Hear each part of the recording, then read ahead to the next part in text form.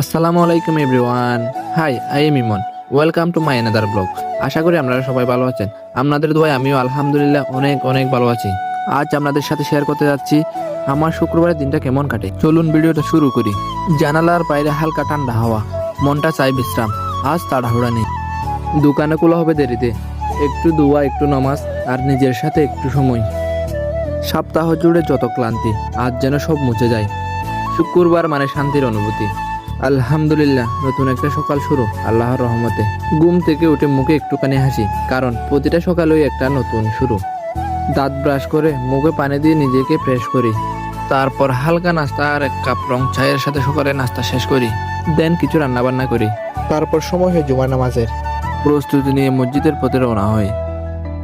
রাস্তা জুড়ে মানুষ, সবাই যাচ্ছে নামাজে।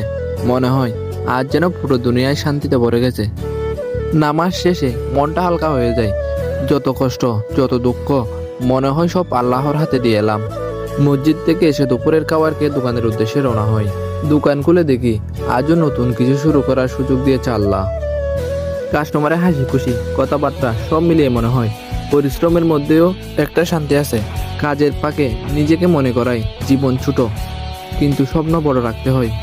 সময় গেলে ফিরে আসে না, তাই আজকের দিনটা সবচেয়ে মূল্যবান। হয়তো সব দিন সমান নয়, কিন্তু চেষ্টা করলে প্রতিটা দিনকে সুন্দর করা যায়।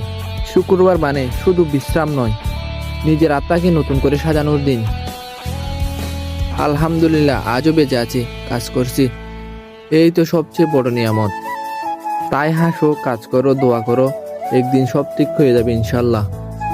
ধন্যবাদ সবাইকে। ভিডিওটা ভালো লাগলে লাইক, কমেন্ট আর ফলো করতে ভুলবেন না। দেখা হবে পরের ব্লগে ইনশাল্লাহ।